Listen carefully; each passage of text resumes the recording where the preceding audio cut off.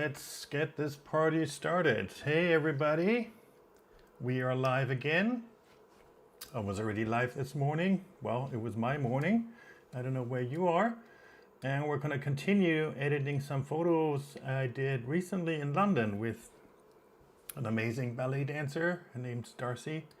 We shot at a studio in London, pretty much in town. Beautiful studio. And so I brought all my lights, all my equipment. We set up there and we did quite a lot of photos. In fact, we actually took, I think this might be a new record. Let me see. I'm almost, hey Jordan, hi, thanks for coming. I'm almost scared to show you how many photos I took. 5,269. Oh God. All right, so to my excuse, so what I do, I shoot in burst mode, and that means that the camera is shooting really fast, right? Because she's moving when she's actually doing a pose. She's not holding the pose, and I don't want dancers ever to hold a pose because it tends to look a little stale, and like when you move in and out, you can usually get a better pose. So every time she moves, I do a short burst, so there's like 5-6 photos, sometimes more, whatever. And we'll do it over and over, and then I pick the best moment out of that. That's the beauty of digital. We don't have to worry about film, about cost, or any of that. Oop, let me turn this off here. And then I just go through it and pick the best ones. In this case, what I did actually, and that's the part that's a little different here. Usually I do the picks and then I send them to the clients.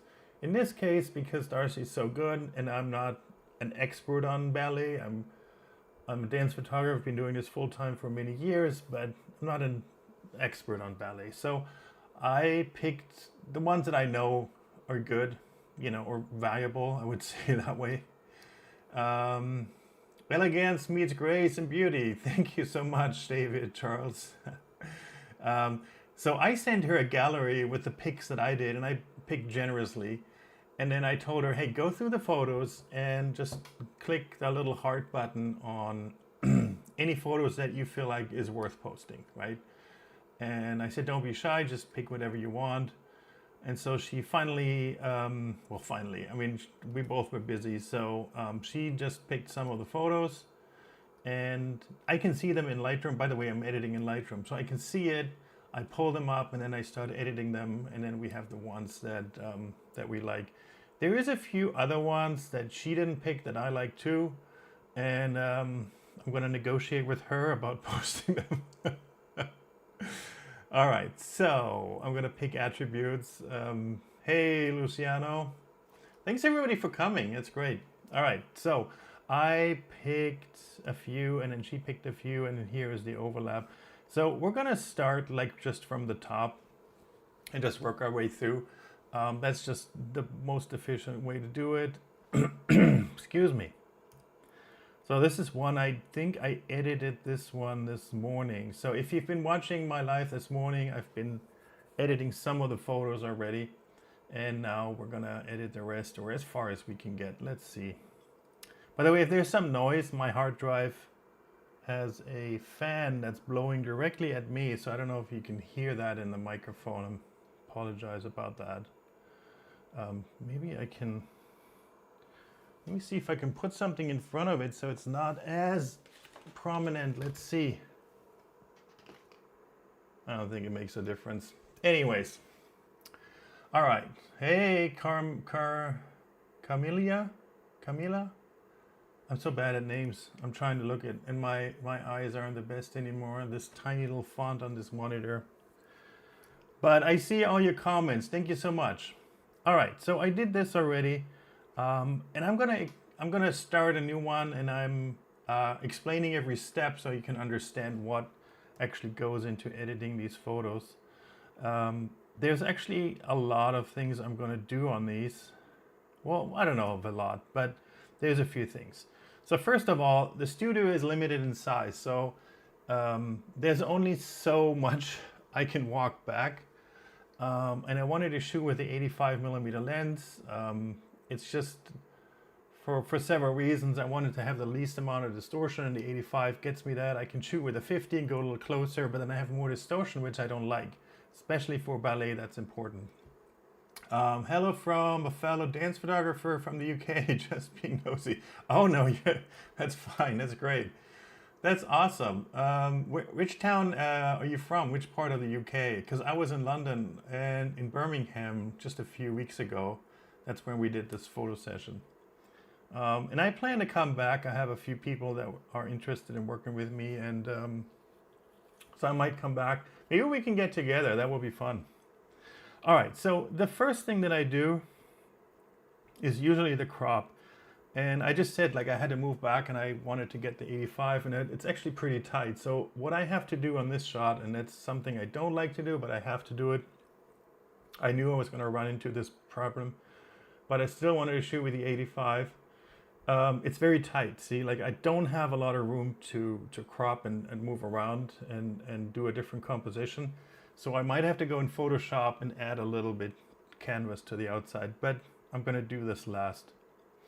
The first thing I want to do is make sure there's absolutely no distortions. And the way I do this, I'll show you in Lightroom. By the way, I'm using Adobe Lightroom, which is, can you guys see me? I'm just want to check my camera. Yes.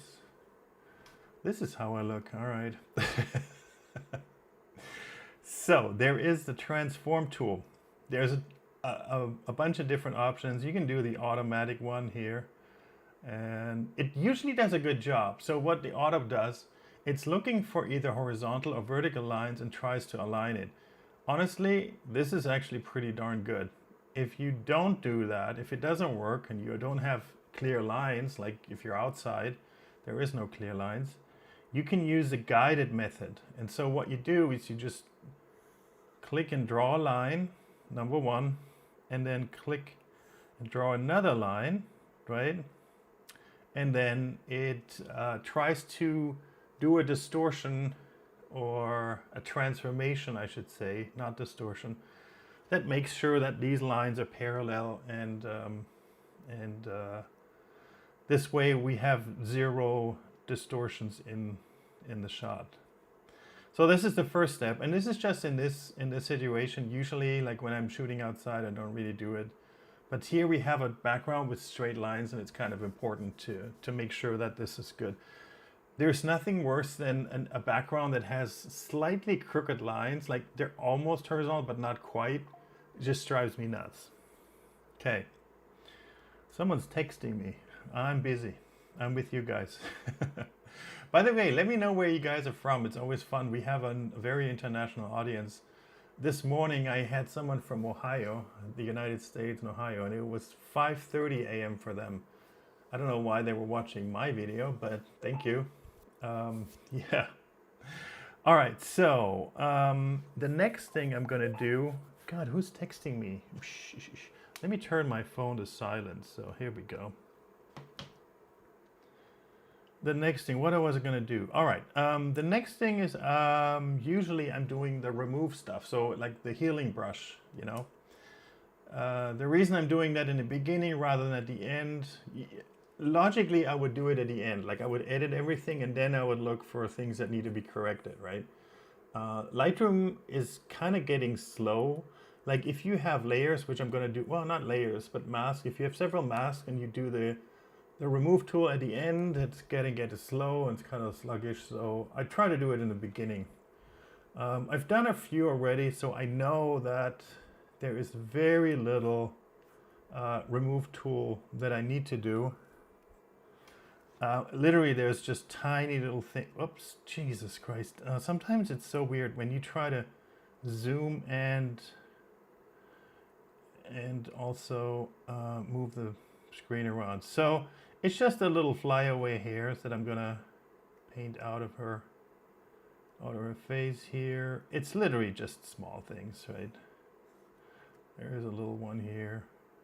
I'm not gonna get everything, like this is just gonna be too tedious. Maybe I'll do it a little bit later, but I don't think I will. Sorry, Darcey.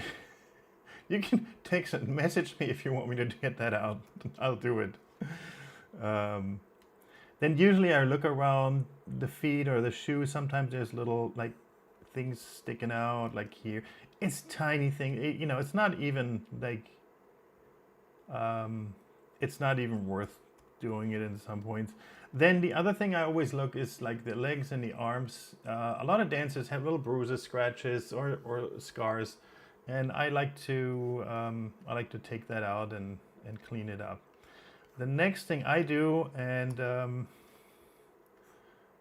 is like on this little skirt that she's wearing. I love that. It's really pretty. The seam is like on the left side, and I think it is supposed to be that way because it ties in the back, and then this little logo is kind of important. I don't like the seam, so I am going to Photoshop that out. Well, not Photoshop, you know what I mean. Like I'm gonna remove that with the tool here. It's just a thing that just bugs me.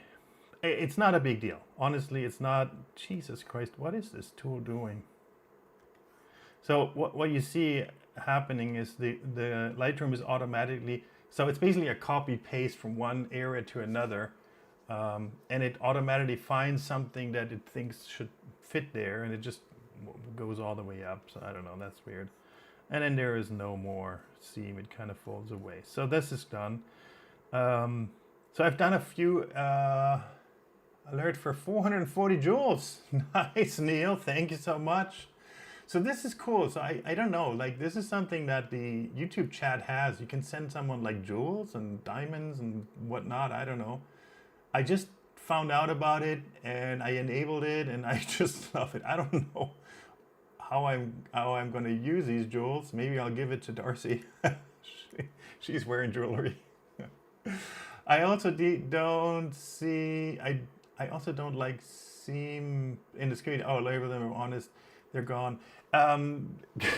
David, that's actually a funny story. So, you know Yumiko leotards, right? Later, she's wearing one.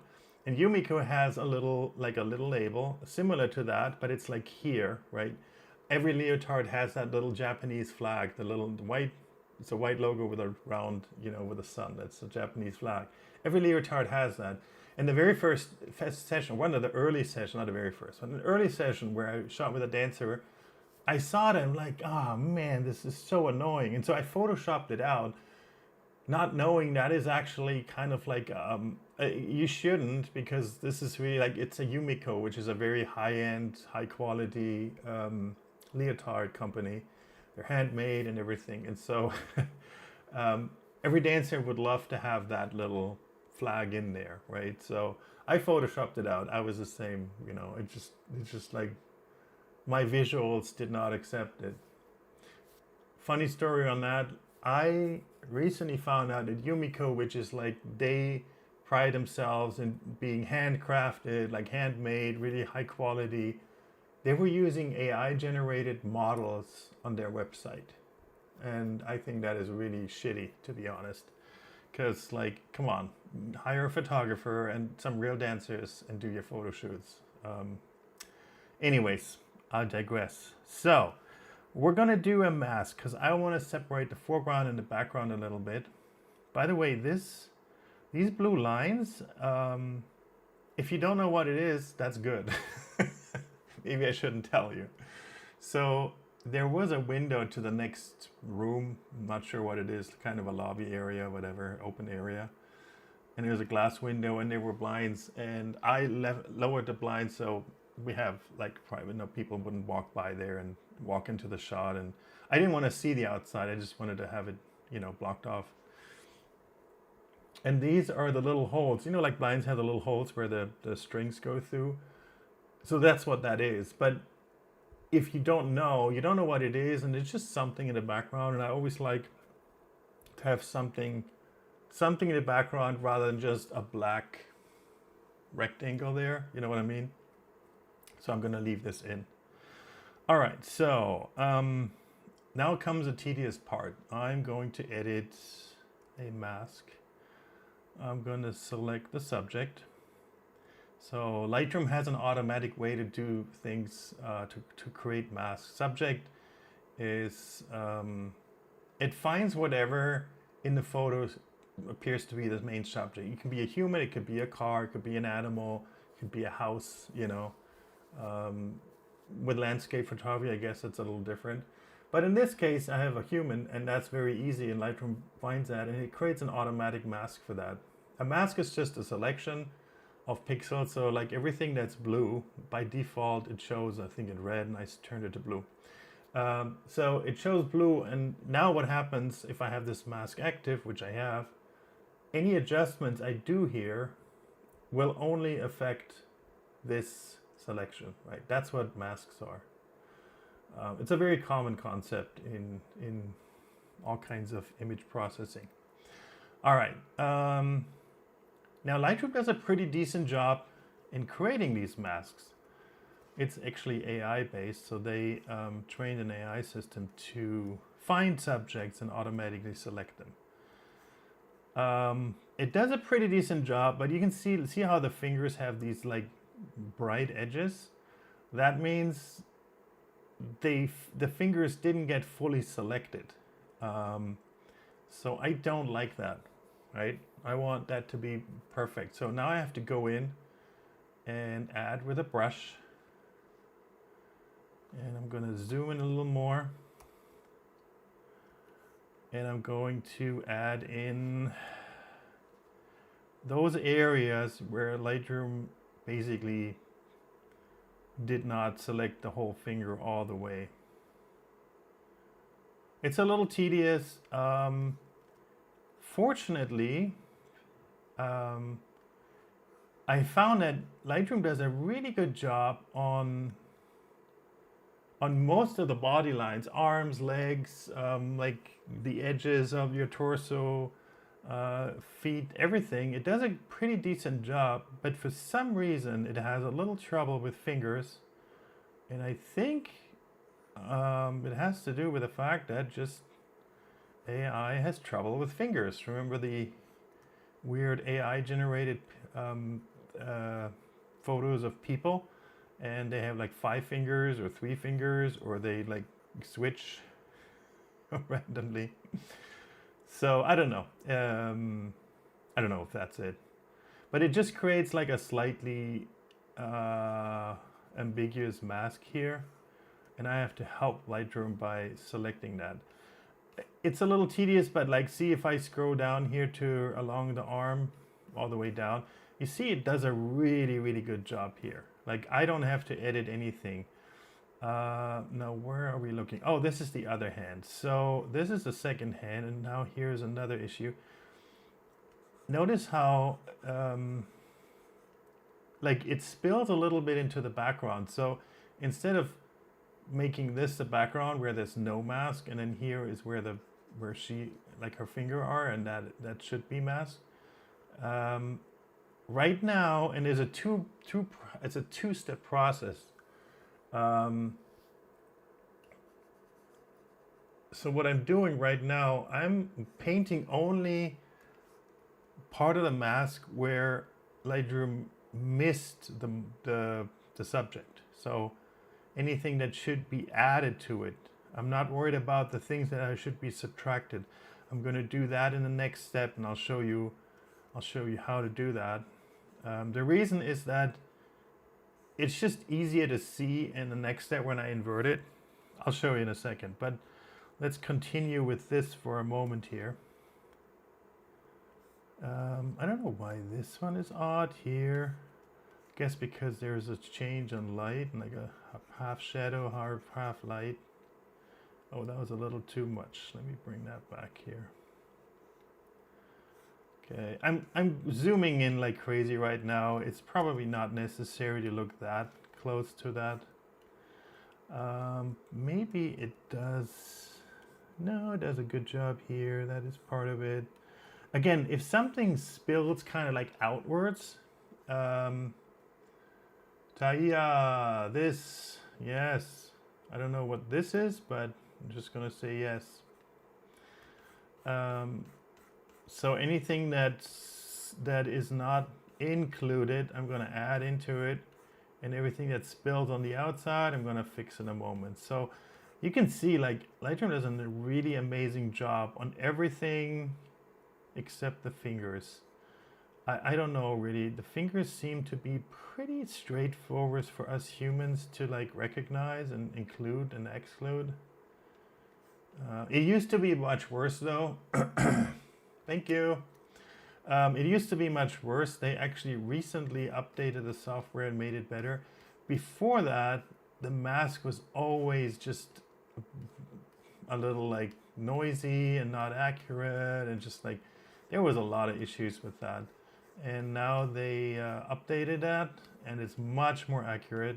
Oh, here it's missing a lot, but you know that's why we're doing this.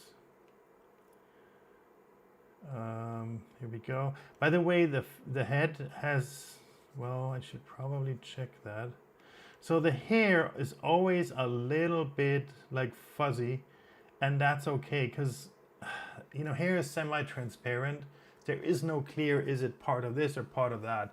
You want that to be a little fuzzy, and you don't want this to be like super sharp, a sharp line, right? All right, so I think I got everything that Lightroom missed on the inside. Now I have to reverse it.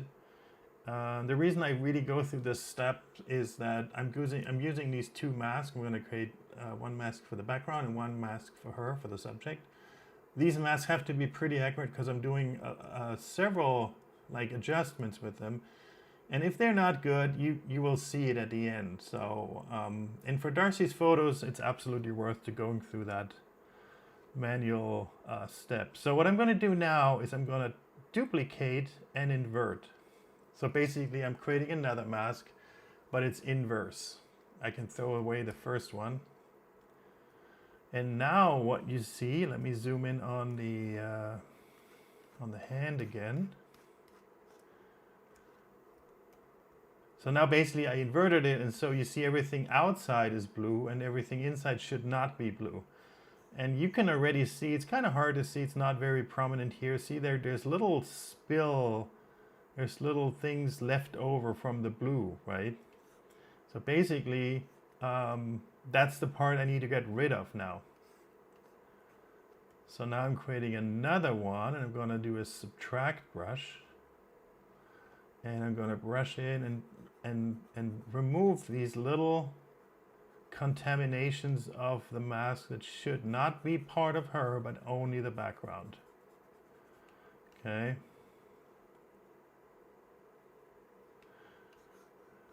Okay, here we go.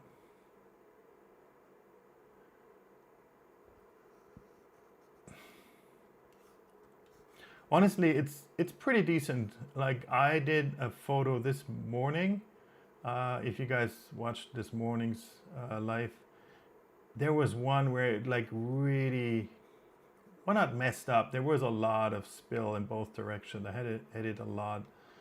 This one's actually really pretty decent. I'm pretty happy with this. Not a lot of work.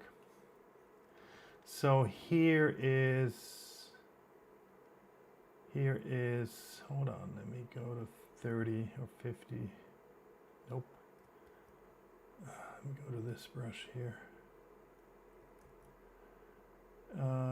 This is, oh, it's the same, of course. Let me do an add brush, because there is a little bit that goes here in between, just a tiny little bit. Not a lot, but okay. So I'm going to rename this one to brush, not brush, add, and the other one is as a subtract. Okay, just so I know which one. Sometimes I have to switch back and forth between them. All right, so subtract is the one I usually use for this pass. So now I'm going to look again, and there is, oh, you know what? Look at that. I did not, look at the brush. It has a little minus sign in it, and if I have this one, it has a plus sign in it, so I know what it does. Dang it. I just found something new about Lightroom. I had no clue. I learned something new. All right, so here we go. I'm going to look at other areas where it's spilled. And again, of course, it's always where the fingers are and the hands. I It is so strange why it's always the fingers. AI has trouble with fingers. So here we go. Brush this away. Oh, I should set this to 100%. Forgot about that. All right.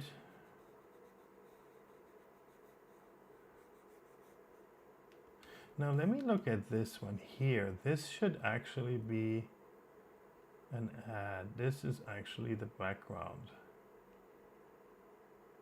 There we go. Same here. This is all the background. Okay. Technically this is the background, but I'm not gonna mess with that. And here is foreground, so we're gonna get the spill out of this one here. All right, I'm zoomed in way too much. Like there is no, oh, see, you can really see how it like spilled over here, the mask, see?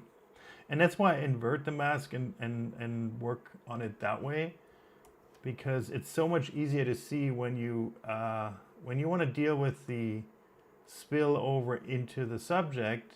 It's easier to do that while inverting the mask and showing the outside. Ah, shoot, I messed this up.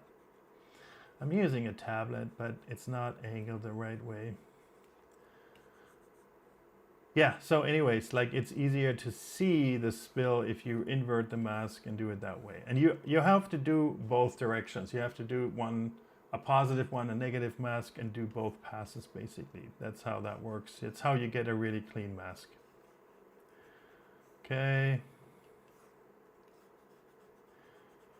Now you might ask, is it really necessary? It depends. It depends on what you do with the mask, what kind of adjustments you make. Sometimes, most of the time, I don't do it because it's a lot of work, right? And it's not necessary for the adjustments I do. Like when I shoot outside, usually what I do, I pick a background and then I just make it a little bit darker. Really not much, just a little bit, right? And then, and it's really not necessary to paint the mask that accurately. But here, I'm actually doing some light editing in a way to the background. I'll show you in a minute. And if I don't do it like that, it's gonna look kind of weird on the edges, so I want to make sure it's right. All right, cool. So this is good. There is, I think there's a little bit spill. It's hard to see if the clothes they're wearing is blue, because I picked blue. You can change the color here. You can change it to like red. Let's do it red here. And then it makes it a little bit easier to see on this one here. All right, this is all amazing. I should do green. Green is not part of any. That's why it's called green screen. Haha. Yeah, actually shows the spill really well, the green one. All right. Cool. But overall, it does a really good job. I'm actually super happy with the automatic mask. I mean, look at that. That is just amazing. Like before that automatic mask, you could do it by hand, but oh my God, was that a lot of work. You wouldn't do that unless you had like a hero shot. Like if you have one shot that is going to be a poster or something, yeah, you would do that. But other than that, you wouldn't. All right, I think this area was all good. I remember looking at, actually here, we should remove that. See, it spilled a little bit into the shoe here. That's why I'm doing it. Okay, and here as well. Honestly, down at the shoe, it's really not that important. Anything that's close to the ground, you might want it a little more fuzzy, just because the contact point is basically, you know, both things combined. All right, same with sheer material. Technically, it would be half-half because you can see through a little bit. So, you know, that's why I don't mess with the hair at all. Okay, that's, ooh, look, see how that, let me zoom in here a little bit. See how it has some spill here. I'm gonna get rid of that. And so if you're a dancer and you're watching this, see how much work that is? But you know, as I said before, I don't do this to all photos, only the photos where I know I'm gonna need a super accurate mask. There we go. I think I missed a few things here. Why did I do that? I missed a few. There's still a little bit of spill here. All right. All right, I think I'm overdoing it at this point. Okay. All right, all right. So now I'm gonna call this BG for background, and now I'm gonna do duplicate and invert, and this will be my subject. So basically I'm going back and forth once to get a really clean mask, and then I copy and invert it again. Excuse me. So I have a clean mask for the background, a clean mask for the foreground or subject. Here's what I'm going to do. Let me show you. It's a nice background, but it feels like a little. It feels a little, yeah, it could be a little more interesting. So what I decided to do on these is kind of create like a light shape across that. You might ask, well, how can you get a light behind her? You shot this shot already. That's where these masks are coming in. So I'm going to use this background here, and I'm going to make it way dark, like 2 stops. If you're into photography, it's 2 stops, right? Also going to make it a little blue and add a little green that gives me that cinematic blue greenish background that's used in a lot of movies. Always looks good. And I'm gonna reduce the texture and clarity a little bit. Those two are kind of local contrast. So if you lower the contrast on these sliders, like texture and clarity, it gets a little less detail in the background, which helps to kind of bring it back a little bit. David, you're doing another amazing job. Thank you so much, Madden. Thank you. So I made this darker and a little less local detail, and now I'm going to duplicate this, not invert. I'm just duplicating it. So now the effect is done twice. We don't want that. So I'm going to reset this one. So this mask doesn't do anything. What I'm doing now is I'm going to give it a little more than 2 stops. Give it a warmer touch, right? I'm also giving a little texture, although it doesn't really matter. Thanks so much for the hearts, whoever does that. Love you, love you. Thank you. So now you said, okay, you made it darker, now you made it brighter again. What's the point? The point is the next steps. I'm going to rename this. I'm going to call this light beam. Okay. And now I'm going to subtract using the linear gradient. A gradient is just a ramp from fully opaque to not opaque at all. That's what this ramp does, right? I'm going to give it like an angle like this. All right. Actually, I'm going to do it this way. Yes. All right. Now you're like, okay, so part of it is dark and part of it is bright. Big deal. Doesn't look that great. Well, we're not done yet. I'm going to call this right. And I'm going to do another subtract, another gradient. Whoops, this way, please. And place it here. Angle it a little bit like this. Maybe bring it in a touch. And I think now you're starting to get the idea of what it does, right? I'm going to call this one left. This just helps me if I go back in and like trying to understand what I was trying to do here. And then I do another subtract, last one from the bottom of my heart, blah, blah. No, so I'm just masking it off at the bottom. So now it looks like there's a beam of light coming in, but I don't want it to spill all the way to the front. I want it just behind her, like here. So I'm going to call this one bottom. Okay. So, so we went from this to this, right? I'm pretty happy so far. One thing that I don't like is, like, look at this shoe and this foot. It looks a little bit artificial because it's so dark here and the foot is like so much brighter. So what I'm going to do is I'm going to subtract a linear gradient from the bottom. So basically I'm undoing the effect of the darkening layer a little bit. So it's a little bit brighter, okay? Not fully, just like halfway. That's why I'm using a ramp. A ramp is always a good idea because it blends it from one area to the next. It's not a hard transition, so you don't really see what you're doing. What do you think about fitness and strength recommendations for a photographer?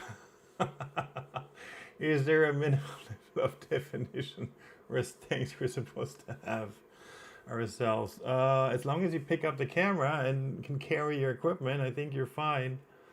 I don't know. I'm not sure what to say. You know, there's some photographers who are, I've seen a few that are really, really overweight, and you know, I guess you should just start to do something about it. And it's easier said than done because people that are really a lot overweight, it's usually not their choice. They don't want to be. It's not that they lack self-control. It's something they don't have control over, literally, right? So it's like an addiction, right? You can't say, we'll just stop drinking or it's just stop taking drugs. It's an addiction. It's not something you have control over, right? It's a lot of things that we just easily say, hey, why don't you just eat less? Well, if it was that easy, you know. The other thing is that a lot of the foods today that we buy, everything that comes in a box is processed, and it's not meant for our health. It's just meant for the food industry to be cheap to make and last long, has a long shelf life. It's not good food. So yeah. Anyways, yeah, you should be able to do, you know, and I think that's true with any kind of things in photography. The more limited you are, whether it's physical, whether it's knowledge, whether it's equipment, limits your ability to do things, right? If you don't know how to use a certain flash or don't know how this light acts or how color temperature works, you are limiting yourself in what you can do because you don't understand it. And it's the same with fitness. If you cannot go up a mountain and shoot down there, and you can't get that shot, right? So, all right. Subject, I want to make her a little bit warmer. Warmer is like, so in photography we use color temperature, and it's not a temperature as a color, but the physical, like in physics, the way the colors work is like physics describes a radiator, black body radiator. So like a little, basically a light bulb. When you turn it on just a little bit, it starts to glowing like red. And then the more power you put in, the brighter it gets, and it gets from a dark red to like an orange. Then it gets like to the white, and then it gets actually blue. The light bulb will blow out, but technically, the frequency gets higher and higher, and the light color, the color temperature goes up and up. So that's why there is this this measure, and it's actually in Kelvin. So sorry, very technical. But you know, when people talk about color temperature, that's like, what is a color temperature? That's two different like scales. They don't really work together, but they do. They have a common root. All right, cool. So I'm pretty happy with this one. This looks pretty decent. I'm pretty cool. I'm really happy with this one. I think I'd overdone this dark background here a little bit. So I'm gonna tame this down a little bit here. And I think I'm also overdone the color a little bit. And then I can take this one down a touch as well. So maybe like this. All right, so it's pretty good. Now, it's almost done. Not quite, because I'm always thinking of social media and how to post it. And most social media platforms, when you post a photo, there's a certain limitation on like what you have. And I think in Instagram it's 1350 on the high side and 1024 on the side. So there's a certain like aspect ratio. Maybe I can I don't have it entered here. I used to do that, but anyway, so I think it's close to like this. So basically this is what Instagram would do, right? It would cut off the hand, it would be very close. So I don't like that. So what I need to do to be able to post this on social media is I can't crop it this way without cutting something off, which I don't want. So I have to add a little bit to the outside. Can't do that in Lightroom. Unfortunately, there is no larger canvas. So I'm going to edit this in Photoshop. I should be using GIMP, I know, but this is what I have. It's going to take a moment to load. By the way, guys, if you're watching this, I am a professional photographer. I work mostly with dancers and gymnasts. I am live here editing a photo session I've done with a ballet dancer. I've done this session 3 weeks ago in London. And with Darcey, she's an amazing dancer. We shot in a studio, and I'm just editing these photos right now. Okay. Instagram prefers 4x4. I think they have added a slightly more vertical format, but I don't see it in any post-grade. Yes, I think that's the problem. Yeah, I heard about it, that they edited. Honestly, I don't understand why they don't do full screen photos. They have full screen reels. They could do full screen photos. You know, seems to be like the obvious choice. So now I'm gonna do a little bit here, and I'm gonna add a little bit here. I'm just eyeballing this. I'm not like making the exact thing. Okay. And I'm going to do content aware. So when I hit OK, Photoshop will automatically fill these edges content aware, meaning it looks at the photo and try to extend it so it looks like it was always there. And it does a really, really good job. So it's usually just one click, go, done. So that's a good feature. All right, let's quick. Yes, we're going to save it. And we are back in Lightroom. And then what I do is, so this photo here and this is the same now. Well, it's not the same, it's two physically different things. But Lightroom automatically makes a stack, and so in order to not export this one and accidentally get this one out, I collapse the stack. Where are the stacking? Collapse. Okay. So basically, it hides the other photo underneath it. Not like physically, but you know what I mean. And so when I select the photo, when I select all the photos and export at the end, it will only take the Photoshop file that I just edited and not the other one. All right, cool. So it's pretty good. This turned out pretty good. Spend a lot of time on that one, right? Oh, Jesus.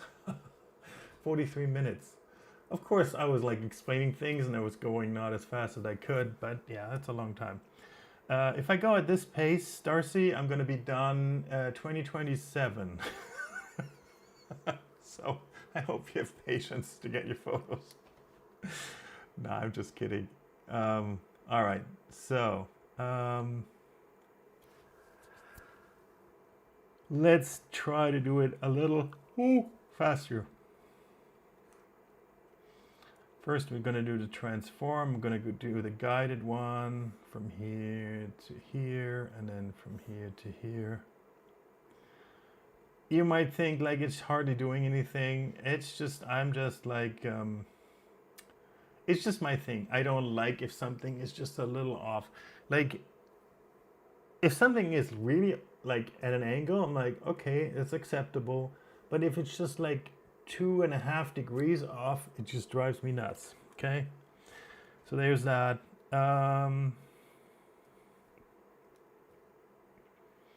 So I'm gonna do the default mask now. I'm not gonna, let me see. All right, I can't use this one.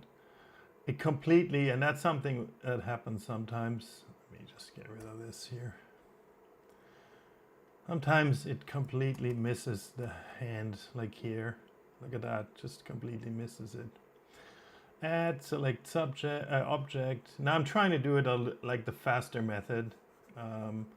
And see if I can get away with it, because if I edit the other method, add brush, I'm gonna sit here literally like for years. That's not gonna work. Okay.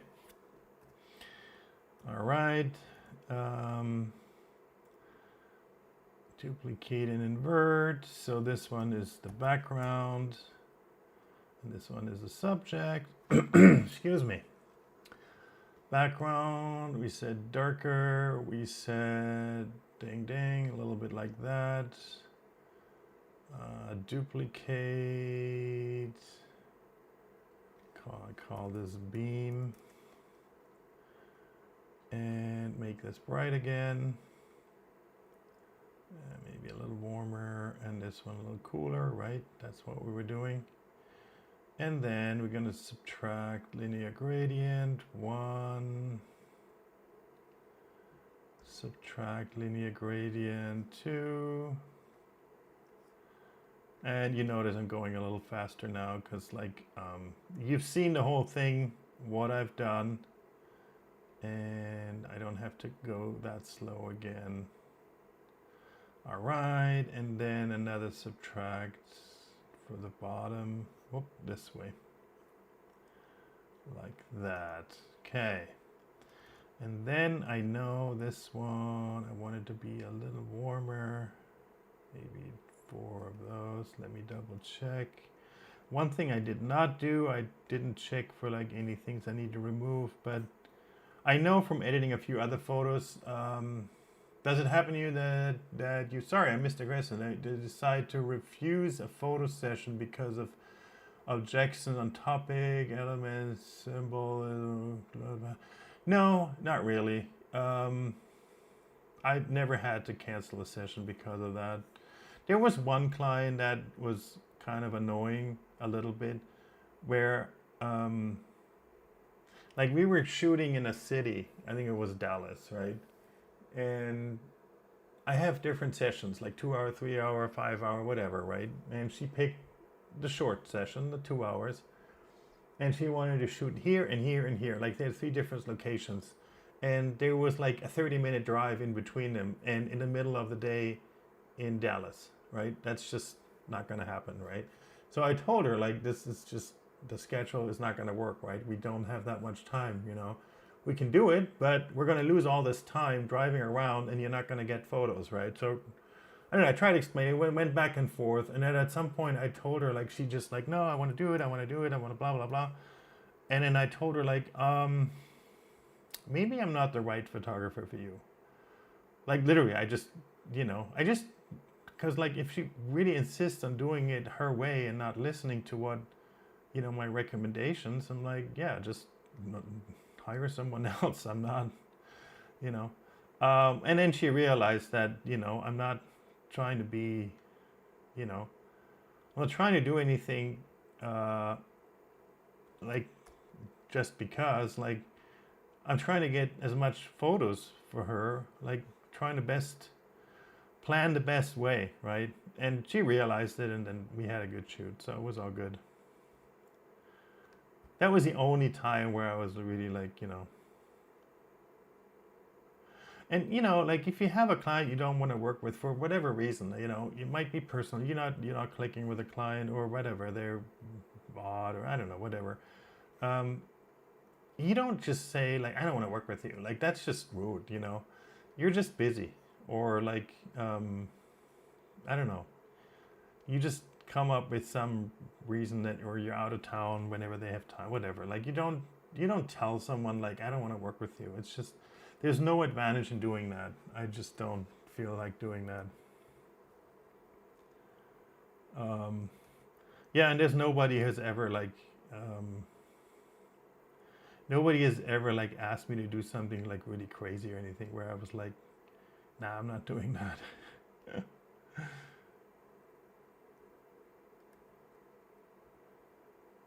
Okay. I think sometimes people are naive and then they have ideas. I want to do this and this and this, and I want to do all of that and blah, blah, blah. And then I tell them, like, look, there's so much work involved.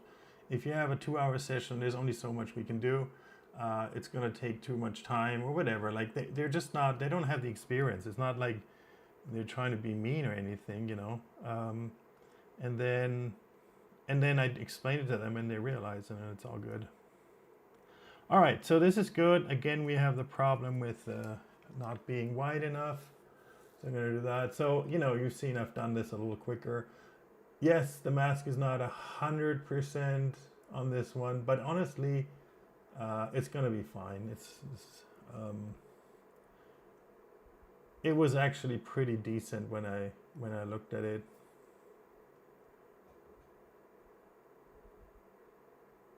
All right, good. Quit, save, back, and so on. I think there is a few new people, so if you came in late, I am David. I'm a photographer. I work with dancers and gymnasts, and I'm editing a photo session I've done in London with a ballet dancer. Her name's Darcey. She's on Instagram, and we're going to post something, I think, tomorrow, so you see her. She's a really good ballet dancer. I really enjoy working with her, and I gave her a gallery with the photos. Well, first of all, I took 4,000 photos, and then I went through them and picked the ones that are, you know, viable, you know, in a way, right? Sent her a gallery, and then she picked the ones that she really feels like are the best or makes her look the best. And I just got those selections back basically, and so now I'm starting to edit those photos. And we just started, so we only have, excuse me, we only have collapse stack. We only have like 3 done. Well, it's not true. I've edited a few other ones already. Okay, so this one. Then here's another one. That's a really pretty one. I like it. I like it. So let's start with the transform again. It's kind of funny. I knew about this transform tool, and then I kind of forgot about it.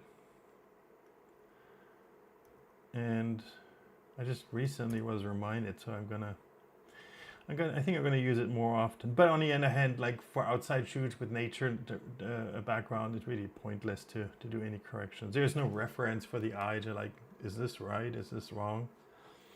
All right, so this is good. Now I'm going to look at some closer, see if I need to remove anything.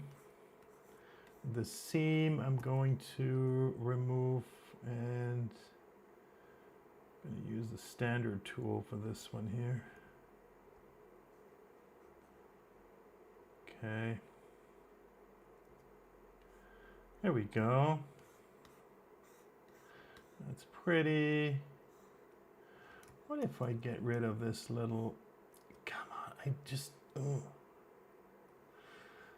don't know if I can get rid of this little fuzzy here sticking out. Yes, it's gone. And this one is fine. By the way, I'm shooting with, let me see. Let me look it up. Shooting with an 85mm lens at f1.2. That's a very shallow depth of field, so it's only her in focus and everything else goes out of focus really quickly. I did it because like the background was kind of close to her, but I wanted a little bit of separation. That's why I shot wide open. Cool. This is really good. I wonder if we can make this in black and white. But I do like the color on this one. Oh, you know what? I forgot about the other ones. It's too late. No, it's fine, actually.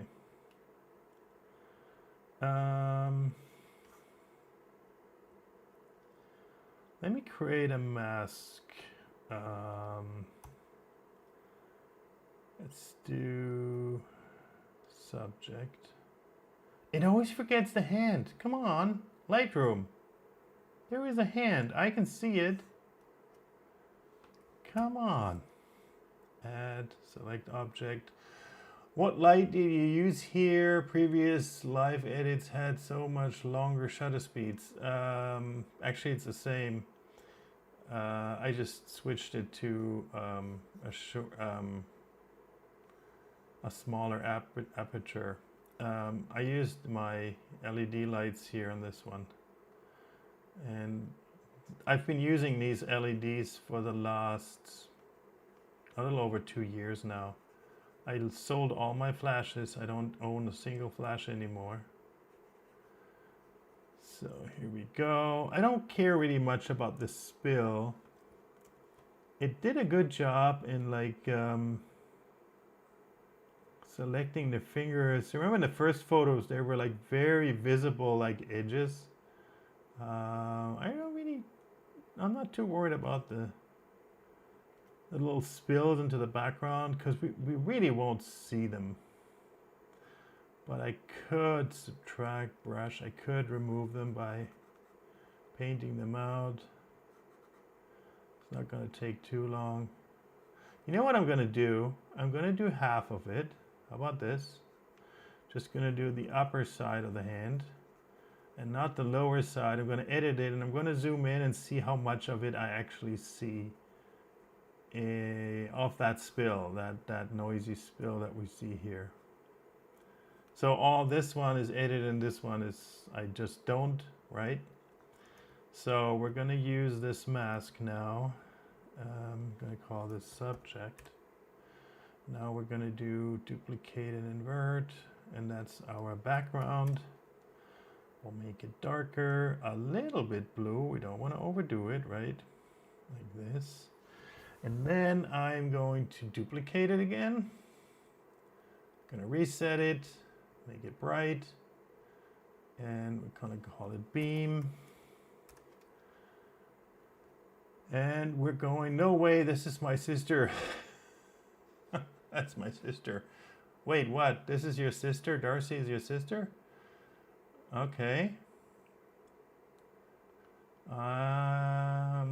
If you say so.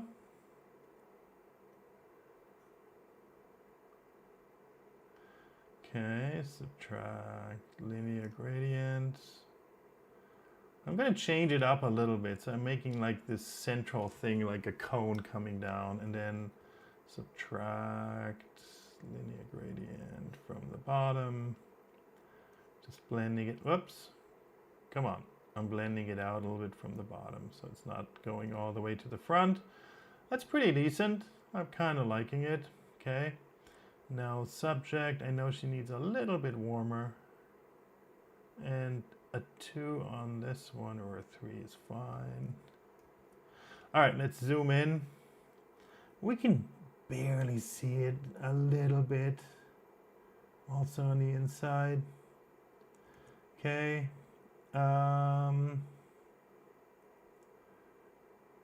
Well, here's the thing. So now that's why I do it usually in the beginning. Is if I don't do it in the beginning and then work off of that mask, every time I create an automatic mask, it has the same errors. I don't want to re-edit it on every mask that I do. So that's why I usually do one in the beginning, make it perfect, and then basically make copies of that all the time. All right, like your ethos on editing, you don't go crazy. Feel like we've got to a point where so many people expect absolute perfection. I don't know, pixel peep was too much. Dave, you're absolutely right, and I don't like that. There's a lot of photographers that follow me, and then I see their work, and they're doing great work, but everything looks, as you just say, like just so perfect, so just like, I don't know. So I can't critique that they're sloppy, they're doing anything wrong. Everything they do is exactly to the book, to the, like textbook thing. And I just don't like it. It has no life to me. There is no, I don't know. I'm not saying that like you can't capture a dancer and then make it like, edit it perfectly. But it just takes the life out of it, right? So when I edit, I'm trying to make it a little better, but I'm not trying to like, I don't know, just make it. There is no perfection, anyways, and the more you spend time on it, on reaching perfection, the more you take the life and the authenticity out of it. That's just my opinion about that. A photo is meant to be viewed as a whole and not have you zoom in on it. Yeah, I mean, that's the other thing. And those photos will be on social media. If she decides to like, hey, I want to print out this big one, I'm going to go back in and fix these little things. But like on Instagram, nobody will see it. Sorry, there's just no way. These little pixels will not show up in the resolution that Instagram supports. There's just no way. All right. No, it's good. Pretty happy with it. Pretty excited. Let me try one more thing. Select objects. Let me see if I can select the skirt. I'm going to desaturate it just a touch. I believe, Darcey, are you watching? Can you tell me? I think this was white. And what I did, my lighting was neutral white from the sides, but then blue lights from the back. And I think the mix of these two lights created a little off-white. So I don't know. I'm not sure. I don't mind it either way, but I thought maybe I'll just desaturate a little bit. Skirt. Maybe I could brighten it up just a touch. Here we go. Yeah. Okay. Alrighty. Cool. Oh, wait. We need to widen this a little bit. She told me about this stream going on. Oh, okay. There we go. Yeah, I'm doing this unannounced because like literally I was just like, all right, I need to edit something, so I'm just gonna go live. On Sundays I usually do like a live where I'm announcing it and post about it and blah blah blah. But honestly, I'm not sure if that really helps that much. Anyways, I'm doing these lives just for fun. Like not like I don't have the viewership like others that, that I'm making money. I'm not really making money at all on these. All right, let's add a little bit to the canvas. That's one thing I wish Lightroom would do, like extend the canvas a little bit. Because very often I shoot myself in the foot, so to speak, like I'm shooting a little too narrow, or it's just like that's the way the location is. And then I'm a little too narrow, or I have to like straighten out the horizon, which deletes a little bit from the outside. You have to crop in, and so long story short, I wish Lightroom would be able to extend the canvas a little bit. All right, so that's good. It's good to go. And again, let's collapse the stack. This one I did without mask. I just did contrast and colors a little bit, and I actually kind of like it too. It's really, whoops. We don't have to zoom in at 300% Lightroom. That's really pretty. Yeah, I really like this. I'm so tempted to Photoshop this out. Darcey, can I Photoshop this out? I'm gonna do it to this one. It's gone. I can put it back in if you don't like it. If you want it to be there. I don't like little tags or labels. Don't like them at all. All right, good. If Adobe added canvas extension, then there would be a reason for me to exactly, Dave. Exactly. Same here. That's literally the only reason I use Photoshop. I used to love Photoshop before Lightroom came out and before I was a professional photographer. I just loved Lightroom because you could edit all kinds of stuff, and I always loved, working visuals. But now with Lightroom and actual photo editing and being a professional, I just hate Photoshop. I just hate it. It's way over. It has way too much. Like it's just. I see Photoshop tutorials like you do this and you do reverse and then you use this one and then they go through the menus. I'm like, Jesus Christ, like I don't know. But again, it comes back to the point where it's like, all right, how much editing do you want to do to your photos? All right, good. What about I'm just gonna copy paste this to this one. Oops. Oh, there is no. Yes, there is no. Hold on. Why is there no expand stack? I wish there was a hotkey for that.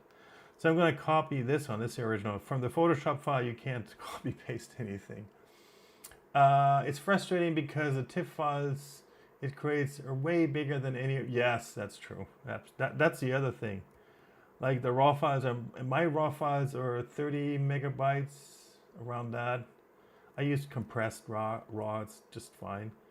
And then yeah, the TIFFs are like 200, 300. I mean, depends. Like, as Capture One users, I made circles around Facebook groups asking for Adobe free object removal solutions, and was told to shut the fuck up. I actually just bought a little software for $17 or something like that that does object removal. It's AI based, but it runs 100% local. It does not require any subscription. It's a lifetime thing. It does okay. It's definitely not what Adobe offers, but for most things it should be fine. So I have to admit, so the object removal, all right, I have to do some editing here. Is very useful sometimes for me because objects. Sorry, I need to just delete these real quick. So there is actually a good reason for me to use it. Let me get rid of this one too. You know what? Let me start by turning these off. Let me look at the mask. Actually, the mask is pretty decent. I can see that already. Yeah. Oh my God, it's actually really good. Dang it. Show mask. I'm just gonna look at it real quick. Yes, we don't need to do anything on this one. Yes. So, yeah, it's actually pretty decent. All right, turn this off. I don't like this beam here for that, so I'm going to change this a little bit. I'm going to do more of an angle again. I think that is better for this photo. Let's see, like that maybe. And then I think, hold on, I think overall is a little bright. Just a 2-2. Hold on.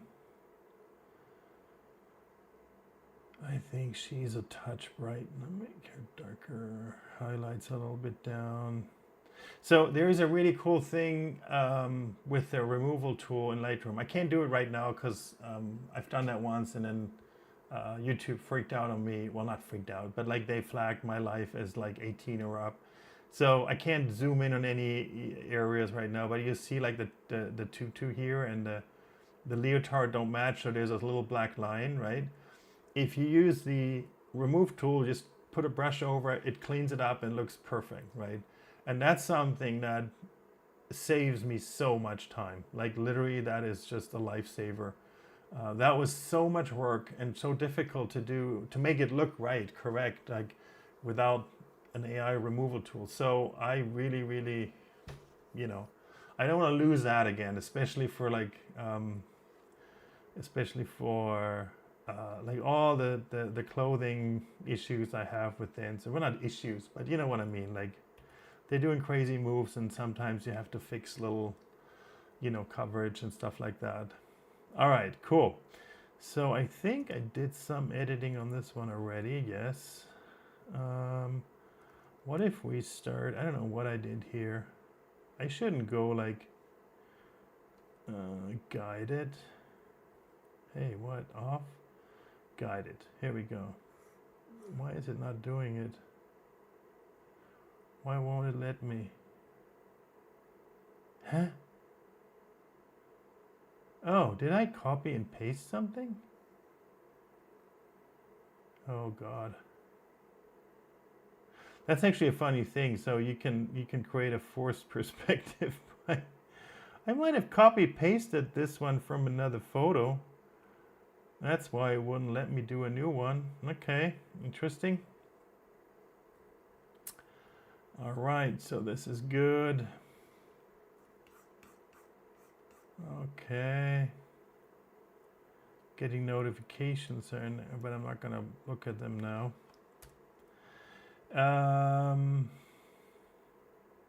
Well, this is pretty decent. I like it. Let's select the background, select background. Let's see how the mask looks. It's actually pretty decent. I guess we were just unlucky with the hands in the first few photos. Now it's actually doing a really good job. So I'm gonna take the texture back, I'm gonna take this back, and a little bit of exposure back. And I feel like it's a little too bluish. So I'm gonna do that maybe. Take the saturation off a little bit. I'm working on the background only right now. I don't know, it's a different editing approach here. But no, it's pretty decent. I like it. Yeah, I could have, you know, so when I went there, I didn't bring a backdrop system. Partly I wanted to get the authenticity of the dance studio. It's a pretty studio, so I actually didn't mind the background, but I know it is a little more distracting than having a clean background. What I don't like is the cyclorama where it's like you can't see the transition from the ground to the background, where it's this like, you know, smooth transition. Or you just use a paper wall. I don't like that. It's just what every photographer does. And it's only what photographers do. Like only photographers use this, you know, smooth transition from ground to background. That is a completely artificial thing. And for some reason, every photographer thinks that's okay to do. And I just like, no room looks like that. No natural situation looks like that. So I just don't like to use it, right? Sometimes I was forced to do that. Like I've done a few commercial shoots where that's the look they wanted. And I did it, of course, but yeah. All right. Let me do the. Oh no, I don't want that. I wanted to do the transform. Guided. 1, 2. Here we go.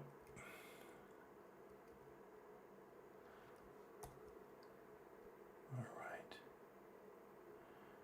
I really like this shot. This is really good. I really think it's a good one. I really like it. One thing I just noticed here is Lightroom is so finicky when it comes to like zooming and then panning. Like if you don't do it in the right order, it just freaks out on you. This could be a little, it could use a little brightness, just a little bit, so we can see a definition on this one here.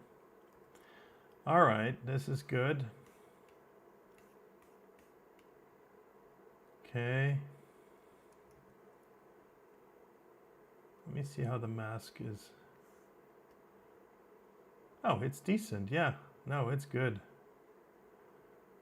Oh, I did. This is one where I actually edited. Yeah, here's a brush. Okay. So I did that. I did good. All right, so this one's good to go. Here's another one. Did I do anything on this? No, I did not. I should just use the transform tool here. Guide it. 1 and 2. All right. I don't know how to turn them off other than doing this. Okay, let's crop in a little bit.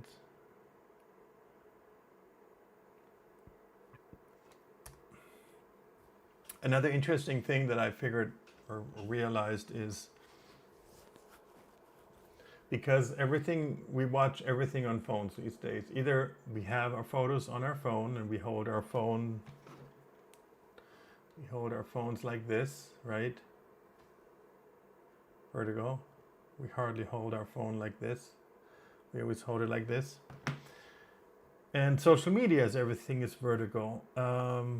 Horizontal photos pretty much are shit out of luck, you know, because nobody's watching a horizontal photo on a phone this way. Everybody's scrolling like this, right? And then a horizontal photo just is like, you know, just a little, like, it's a third of the screen, if at all, right? So it's tiny. So horizontal photos just don't do well anymore. And it's a shame because our human vision is wider than it is tall. It's just because we live in a world where we need to see, like, that evolution made us look like left, right more. We're not worried about what's above us. It's just the sky, and in front of us it's just the ground. But like along this way, that's where predators were, right? So, but anyway, so like, you know, our field of vision is more horizontal, but social media made everything vertical. It's kind of an odd thing, right? And it all came from, you know, when we had a phone, is that a phone was a vertical thing because that's our hand is like that, right? So a phone is just something that we hold like that. So the screens ended up being vertical. There's no other reason for that. I would look at horizontal photos in horizontal orientation if apps even allowed for that. I rotate phone. There's no effect at all. Yeah, I know what you mean. And that would be so easy to do, like for for Instagram or any social media app. They have their rotation sensor, so if you turn your phone sideways, they could flip that and make it that way. I mean, we do hold our phone this way if we watch a show, like an actual movie or like a TV show. They're still produced in horizontal. But yeah, social media pretty much said FU to the horizontal content. All right. Let's see. I've lost track of this one here. Let's do subject. Let's check how good the mask is. It's almost good. There's very little work. Subtract, brush, small. Let's go in here, fix this a little bit. If it's just that little, I'm totally fine doing it. I think the first photo, I don't know what it was, like it really messed it up and there was a lot of work I needed to do. These ones are fine. I mean, there's a little bit. It's not bad, you know. Again, like if you want to print this huge and put it up in your house, on your wall, yep, it's worth spending the time and going over it again, but not for Instagram. All right, I'm going a little too far, but I'm going to go with the erase. And I'm erasing it back to that shape here. Okay. Wait, let's go back to A. And here. Okay. Both hands are here, so I know the hands are always the issue. Everything else seems to be fine anyway, so that's the only thing I have to look. Wait, why is the foot here next to the hand? That's crazy.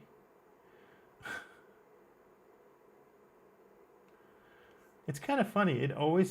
It's always unsure about where. See where these background patterns, wherever it has that brighter bars, like that's where it gets a little confused.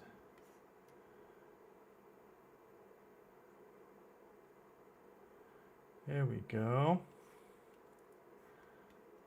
Here as well. See, like it's always just a little more noisy where this edges this beam. Interesting.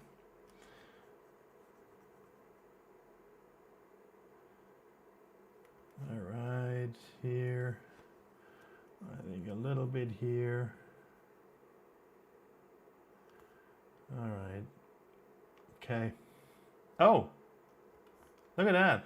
It completely missed this part. We got to do that though. So I'm going to do one subtract brush. And I'm going to subtract this area here. That's interesting. Completely forgot about that, huh?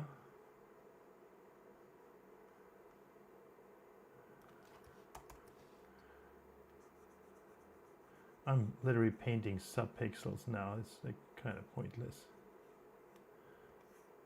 Like the resolution isn't in the photo. I'm zooming in way more than is even possible to see. All right, good. Cool.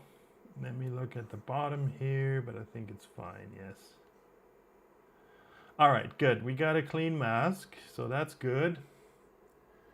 It's not about how we view devices, it's about how we hold them. Yeah, well, that is true. But tell that to your audience, you know what I mean? They're just used to holding their phones like this all the time, right? That's just what we do, right? Every app, everything is designed for, on the phone is designed for this way. So, I mean, on the other hand, it's not completely unnatural when you remember magazines. They were always vertical. Like, I don't know exactly why, and books as well. Books are vertical, right? They're not horizontal. And I think the reason is that, and even in magazines or newspapers, the actual, that's why it's called a column, right? Is like, it wasn't like the text wouldn't go from edge to edge. It was go like here, and then there was the next column and in here, because it's kind of hard to track back when you're reading, right? And traditionally we were reading magazines and newspapers, so the vertical thing helps to make the columns narrower and then track back with your eyes to the next line. I think that's probably why the print media, everything was vertical. So, I mean, vertical is not completely new to us. All right, so this is called the subject. We're gonna give a little bit shadow detail here, a little warmer. Now, hey, Yayo Samu, did I pronounce this correctly? Duplicate and invert. This is gonna be our background. We're gonna make it a little darker. We're gonna desaturate it a little bit. And a little bit less on this side here. The other thing I'm gonna do is, excuse me, I'm going to remove this line. By the way, did you know that when you use the remove brush like this and you have a straight line like here, you can hold the shift button and start moving the mouse and it will stay horizontal? Did you know that? I just found out about that recently. Well, I knew it and then I forgot it and I rediscovered it just recently. All right, now it's gone. Here we go. Good. Now here's another thing we're going to try. This is I'm going to experiment now. What if I extend this black thing all the way to the edges? I hope that's what's going to happen here. Otherwise I'm going to do a clone brush. Okay. Let's try the same here. And so by doing that, what I'm hoping to do is make the background a little more simple. Like there's less going on if this continues. And I didn't finish it. No, it doesn't want to fill it. Okay, let me switch to heal. Yeah, okay. Yeah, it works. It's kind of interesting. Compared to this, I actually kind of like it. Should I go back and do it to the other ones? What do you guys think? I'll consider it. I'll consider it. All right. Here is another arabesque, not arabesque, a back attitude. Wait, not this. We're going to do the transform. Guided. 1, 2. God, I love this tool. This is so cool. Oh, this is how you get rid of it. Okay. All right. Then we're gonna get rid of this guy. Again, holding shift button before you start drawing, and then you have a perfect straight line. Isn't that cool? Did you guys know that? Well, now you know.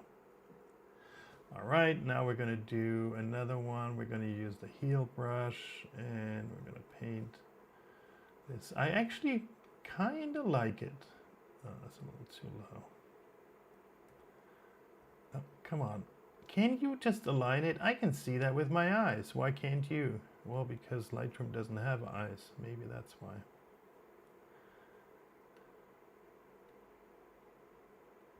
It's something that bugs me about the whole AI thing is like there's so many things that we as humans, like it's pretty obvious. You just look at it for like a second and are like, this is very clear, and AI has trouble figuring out what is going on.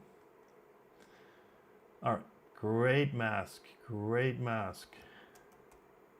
Oh, it's very clean. There's very, very little. I'm not gonna even bother with this. Yeah, this is good. I'm not even going to bother with it. So I'm bringing up the shadow a little bit. Shadow is just like the dark areas because like her leotard's a little dark, and so by bringing up the shadows, I'm helping have a little definition here, right? I call this the subject. Now duplicate, invert. That becomes the background. Zoom out, maybe a little darker, maybe a little less saturation. Definitely less structure. Yeah, I'm liking it. I'm liking it. Very cool, very cool.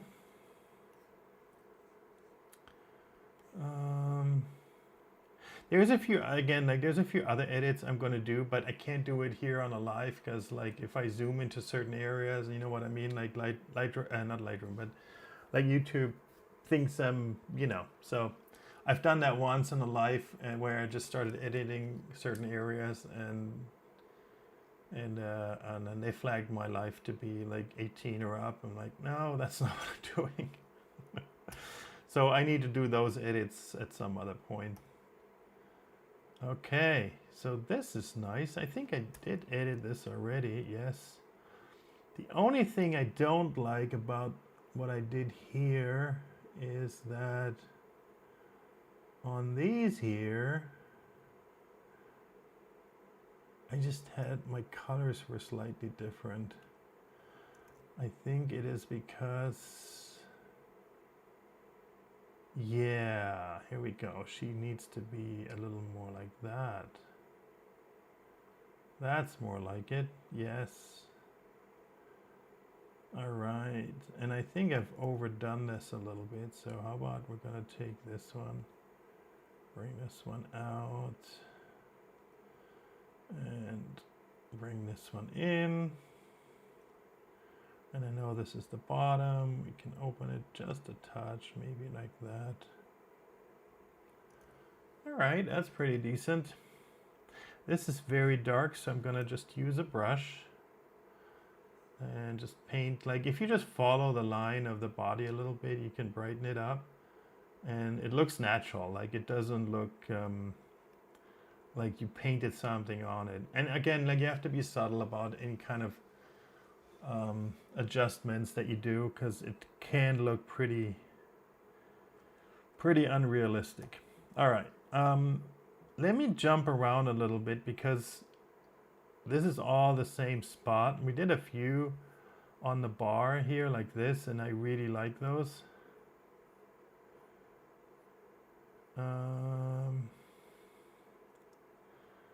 All right, so here's a new one. This is the one we shot basically before we were shooting in the other direction. Like if this one is a direction, and the other direction was what we were shooting before. So basically, we turn around. God, I can't talk today. Let me see. I didn't do anything on this one yet. No. So first things first. Nice for a new photo session, different from the others you used to do. Hey, thanks, Frank. Well, I've always done photo sessions like this. It's just that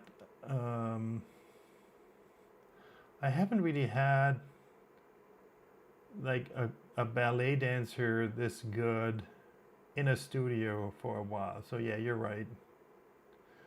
But it's not kind of new to me.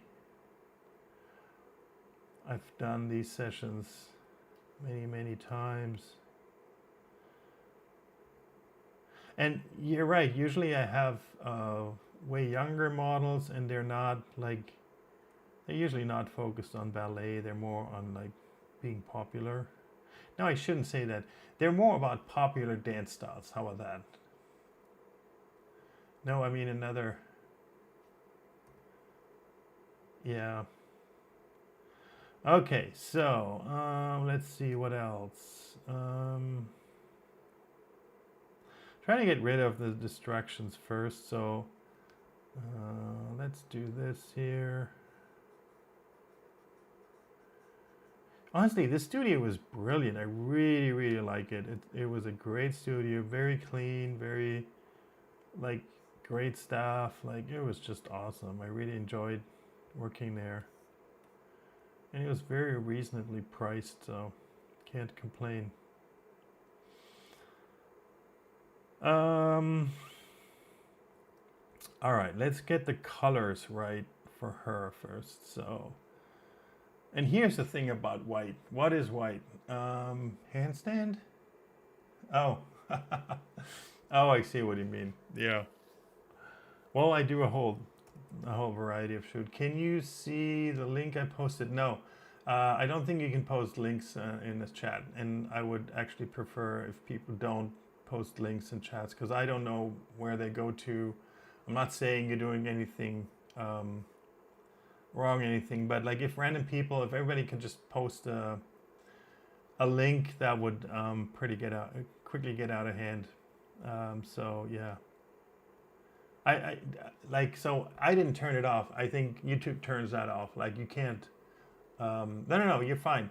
It's just like YouTube turns that off. That feature in a chat, you cannot post a link because then that would get abused instantly, and people would post all their personal whatever. You know what I mean. Anyway, so here this wall is white, right? This tutu is white, but this is a different white, and this is a different white, and this is a different white. So what is white? And here's white, but it's kind of a bluish white. And that's always the trouble when say, I want something white, what is white? There is an objective white where all three colors, like red, green, and blue, are in the exact same ratio. But the exact same white in the shade versus in the sun looks completely different, right? So I would be wary of links myself after seeing how this link in bio. Oh my god, like the link in bio comments. Good lord, if I had one wish, that would be my wish, that all link in bio comments and something like that would just like disappear from the world. Look for handstand Karina after your live session. Handstand Karina, I might have heard of her. Okay.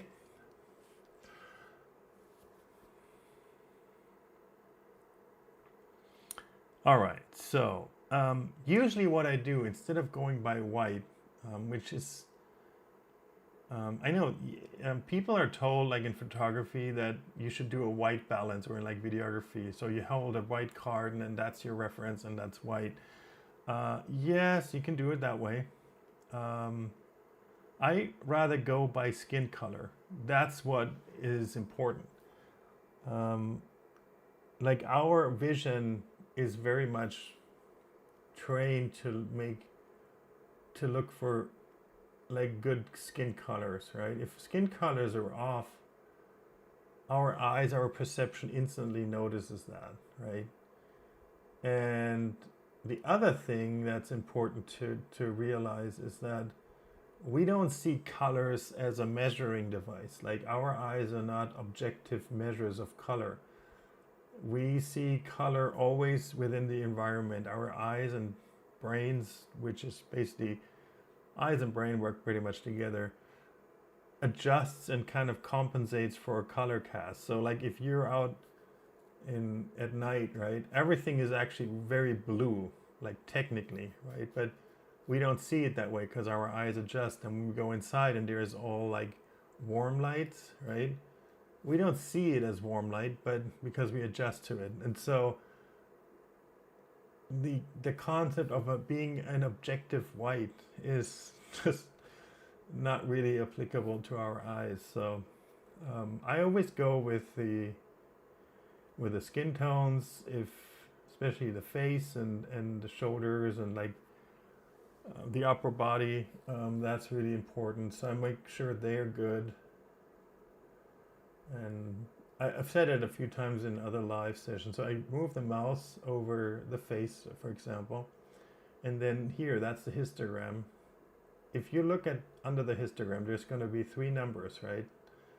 I can only show it when I move the mouse here. So you see there's 3 numbers, 41, 35, and 27. That's the percentage of red, green, and blue.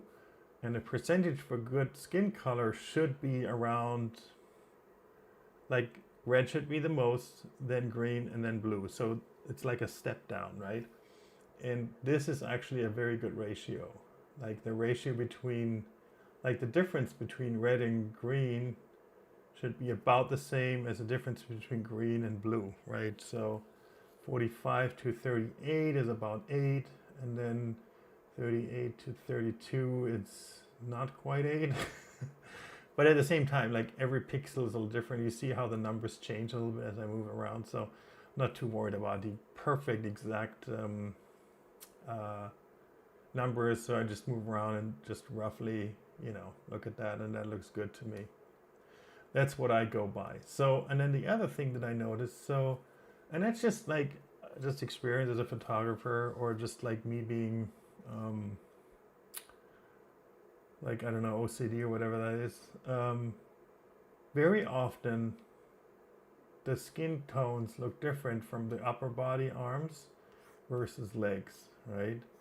I don't know why that is. Maybe a dermatologist can explain it. Maybe it has to do that the upper body is usually more exposed to sunlight than the legs because we cover our legs. I don't know. But here it goes. Like the skin tones look really good here, but the legs are a little too pink. Like they need a separate adjustment. So that's exactly what I'm going to do. I'm going to say select object. And I'm going to brush over the legs. And now I have a selection of the legs, right? Let me turn it off for a moment. So what do I need to do? These look good. And if I compare the legs to them, they have a little too much magenta. and also probably need a little more warmer. So I'm gonna take the mask here. I'm gonna call this legs, and I'm gonna turn this. There's two sliders for the color. There's temperature and tint. Temperature goes between blue and yellow, and the tint goes between green and magenta. If you have a color circle, it's basically two axes. One goes this way, the other one goes this way. That's why with the two coordinates, you can shift the colors in every possible direction. So based on my experience, we need a little warmer and a little greener. Green, you might think, why green? Because the legs in this photo compared to the upper body looked a little like pinkish, like there was too much magenta, and by pushing it a little bit into the green side, I'm compensating for that magenta in the legs. And then I'm also going to make them a little bit warmer. Can't overdo it. The other thing that I noticed with legs, it's just a different kind of skin. So legs always benefit from a little less texture, a little less local structure like this. So now if we zoom out, I feel like they look similar right now in terms of like the color and the appearance, right? So this is the one before. Well, this is the straight at the camera. It's a little hard to see, but the legs still looked a little different. I feel like this is pretty decent. Obviously, the legs get different light, and there's gonna be differences, but I feel like the legs could have a little more. A tiny little more yellow. So let's put it at 10. You have to be super subtle. As soon as you push skin tones into the wrong direction, it looks really awful. All right, I think this is pretty good. So there it is. The only other thing that I just noticed, because I did these adjustments on the legs, I should actually, the point shoes are included, and now I made the point shoes look a little too yellow. Let me fix that. I'm going to say subtract, select object. I'm going to erase, not erase, but I'm going to exclude the shoes from the mask. The ribbon should be fine. See how they look a little too yellow? Subtract, select objects. All right, good. Again, it's subtle things, I know, but I just want to make it, I want to make it look right. All right, good. So, let's go with the subject. Create subject. So now Lightroom created a mask for her. I'm just checking how good it is. It's actually pretty decent. And lo and behold, it's always forgetting the hand. So we have to do some fixing. It's not too bad. So I'm going to subtract, select brush. There is, because she's leaning on it, so Lightroom thought this is part of the subject. I get it. Right, so we're going to subtract that. And then we're going to add, select object, and we're going to select the hand here. Part of it. Technically, those are the fingertips, so we should add them with a brush. Tink, tink. I don't know if it's necessary, but we're going to do it. Okay. So now we have a good mask for her. I'm going to call it subject. Let me just double check it real quick here. Yeah, it looks pretty decent. Honestly, I'm going to, if it's wrong around the facial, like the, I just don't like it, and I notice it causes issues when you make adjustments. So I'm gonna fix this real quick here. You have to be really precise here, because if the adjustments are based on the wrong mask, it messes with the shape of the face a little bit, so I don't like that. Eyelash is a part of it. Here we go. So that is always worth doing, the face or the contour lines of the face. Like here, you know, like it starts to mess up the shape of the face once I make adjustments. All right, good. So this, and then the other mask is I'm going to do a subtract brush, and now I'm going to get rid of everything that's spilled out of there. These are subtle things. I'm not sure you guys can see it in the live. I see it certainly, so I'm going to fix it. See, like here it completely, oh, I messed that up. That wasn't good. Let me try again. Nope. It's very easy to get the wrong shape here.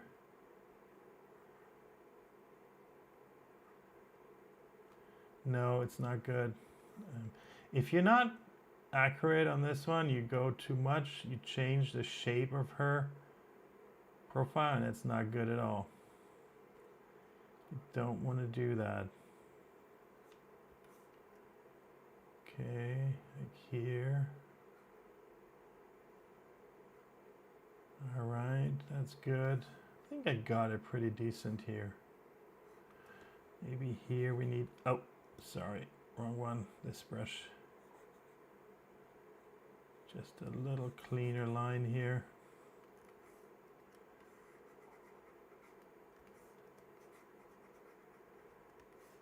Okay, that was the other one.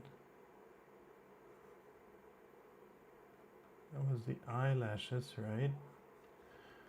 And then here's a little bit of hair starting, so we're gonna mess with that. This line has to be clean. This line has to be clean. Okay. Now the inside, making sure. It's hard to see, but I know there is something that isn't, you know. So like this, I'm gonna do this. All right, good. I think right now we're good.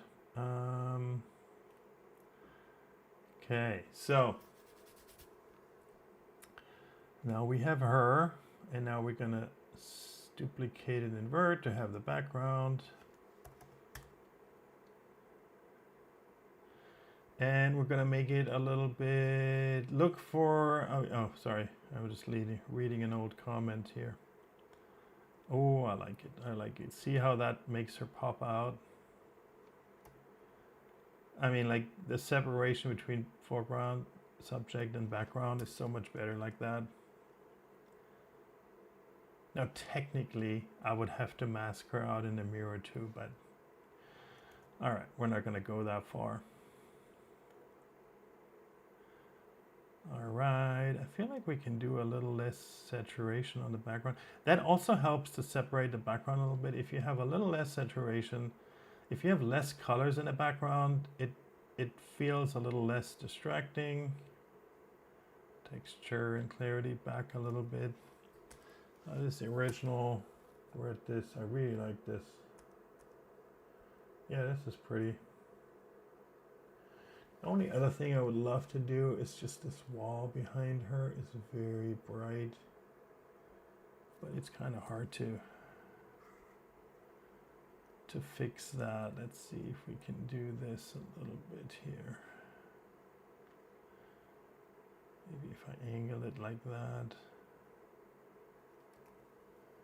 It helps a little bit, right? Yeah, that's good. You see, this is a Yumiko leotard with the flag. I can't see it because it's sideways, but yeah. Talked about that earlier. Yumiko has the Japanese flag, and on all their leotards is a little tag. And you could cut it off, but no ballet dancer ever does that because they're proud of wearing a Yumiko. But again, they're using AI models for their website, which I think is pretty shitty.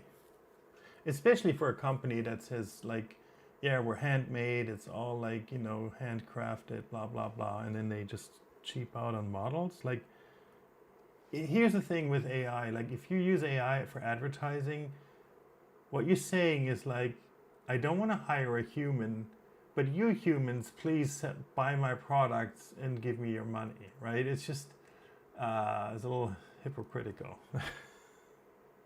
Anyways, so I'm pretty happy with this one here. I really like it.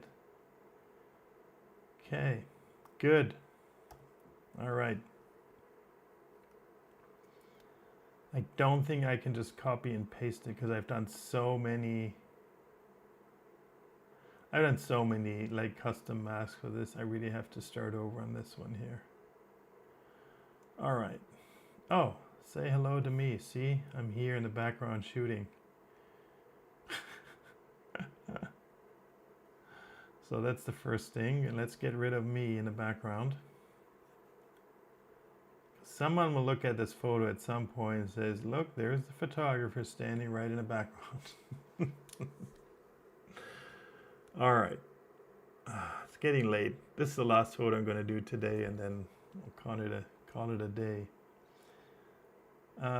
We can use the transform tool here. We can use from here to here.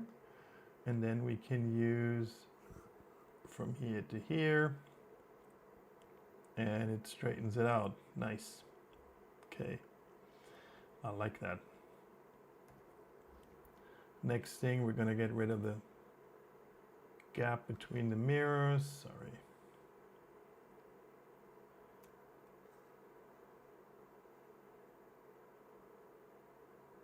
Okay, let's see if it works. Remove.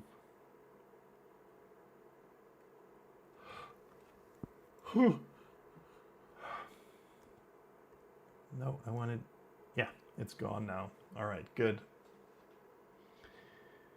Oh, by the way, these LED lights, God, I hate them. Every photographer hates these cheap LED lights that are in stadiums or on stages or in rooms, because they start flickering and they mess with your image. Like it gets like weird patterns in your photos. Okay, cool. I'm still trying to figure out how I'm going to edit this.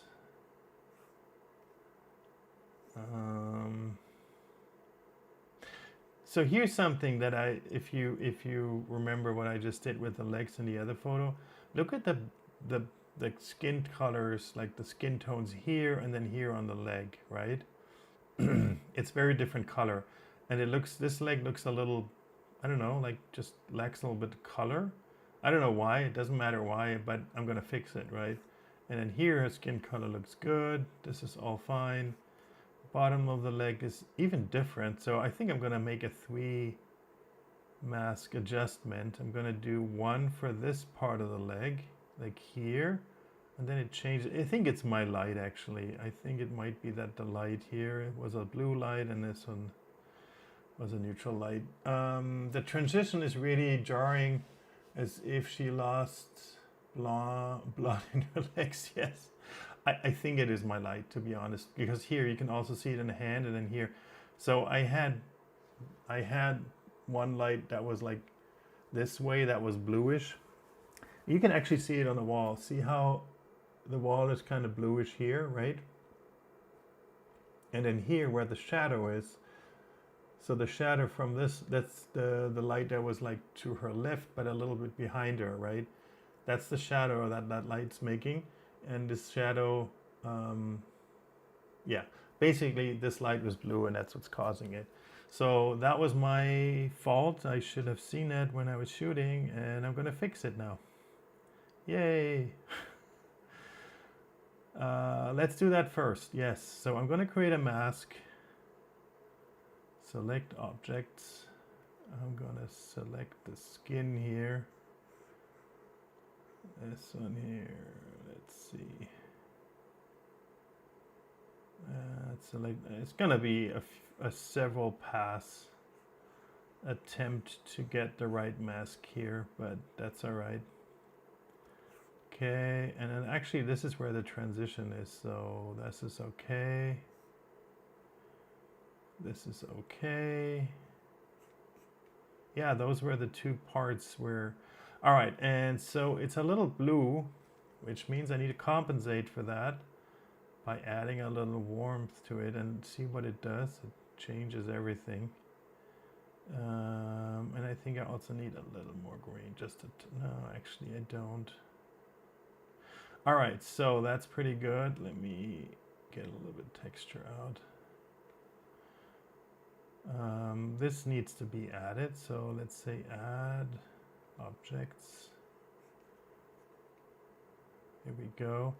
Now the transition to the good skin, we need to draw that with a brush. Add brush, and the way you do it is you put the flow to, like, you know, let's say 20%, make it like this, and then you start drawing, and that creates like a soft transition. Okay. I'm realizing that I'm drawing a little bit out of the thing, but I'm not too worried about it for now. I can fix this in a second. Okay. So that's pretty good. That's a lot better. I think it needs a little more adjustments just here. So that's a second mask. I'm going to go to top skin fix. Maybe a little shadow up, maybe a little warmer. Yeah, that's actually pretty good. No, that's too much. Trying to match it to this and then do a whole adjustment on all. All right. I'm going to subtract the background. That takes care of the spill that I just had. All right, next. I feel like it still needs a little more right down here. So I'm going to take a brush. I'm going to make it maybe, well, I can make it 100%, maybe a little smaller. Yeah. And just the center. And I think I need a little more. Here we go. Okay. Just like that. All right, let's see. All right, that's much better. Okay. The bottom, the leg needs a little more, so create, no, not okay. Let's do select object and select the leg. And it did the whole leg. Oh well, whatever. Make it a little warmer and a tiny little bit of that.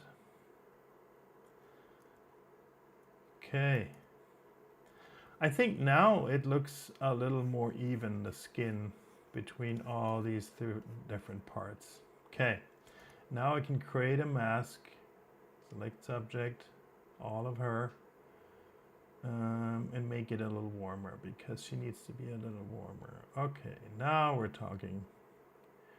I like it.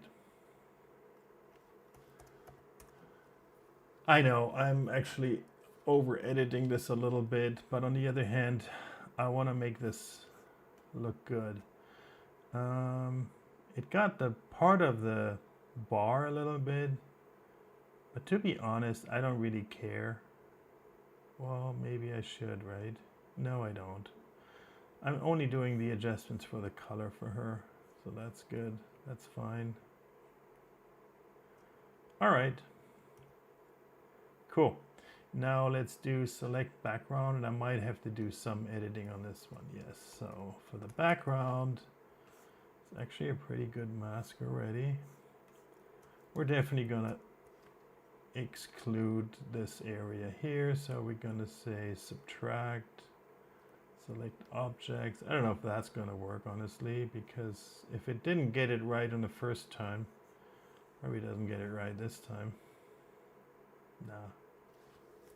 Oh, did I say subtract? That was dumb. That was dumb. No, I don't want to subtract. I want to add. I want to add to the background. This is missing from the background. I need to add it. Hello, Adija. All right, that's better. Add brush. Oh, that's pretty decent. Subtract brush. I don't want it on the hand. Okay. And I can continue this brush a little bit here. Oh, let me zoom in here. It's getting a little bit on the edge here. Honestly, that's not always the worst thing that can happen. It sometimes can actually help the transition from background to foreground if you have a little bit of an overlap. Not so much when it's noisy, and not so much when it gets half of the freaking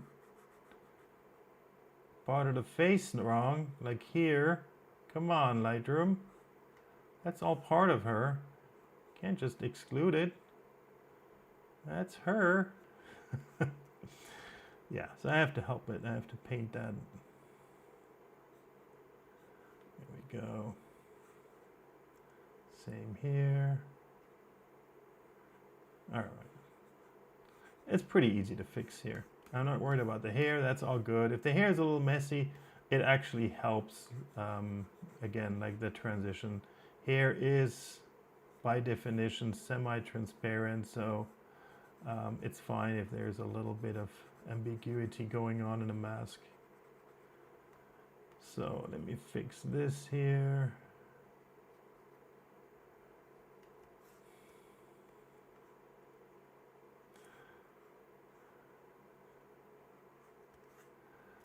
Yeah, definitely some issues here.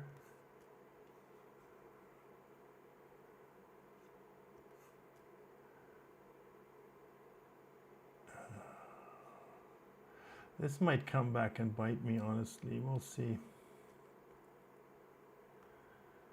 If you have a mask between an object and the background that's a little bit out of focus, you actually want a mask that kind of blends in between the two. Otherwise it does look a little odd, the transition, especially if you make strong adjustments. All right, so missed the fingers a little bit, part of the shoe. Yeah, it was worth it. I was like going in and edit this. This is definitely needs some adjustments here. Okay. Yeah, I missed part of the finger actually here. There we go. Well, I don't know if you can see that, but that's definitely a lot of spill here.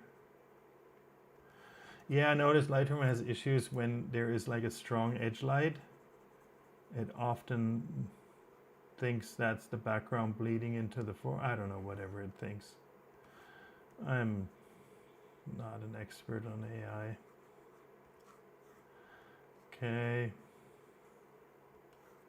The worst is like when it's like this double line, when it's like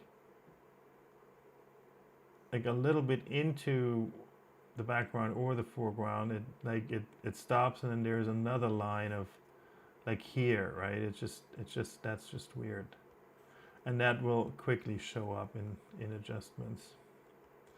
All right, this looks good this side. I've done this. Let me zoom down or scan down, I should say.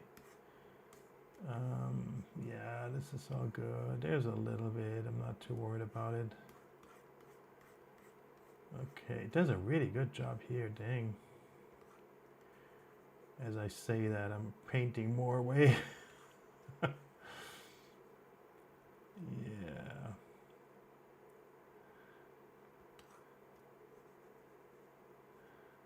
So I hope some of the dancers are actually watching this. Oh my God, terrible.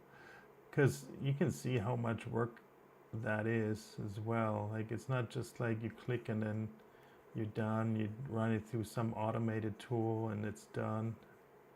It's a lot of work that goes into a good photo. Long after the photo was taken. All right, this is a little bit messy here.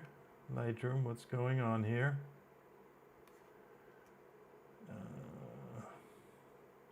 See, that's what I mean. Like it's stopping where the skin stops, and there's a little gap, and then it starts again. Like it's weird.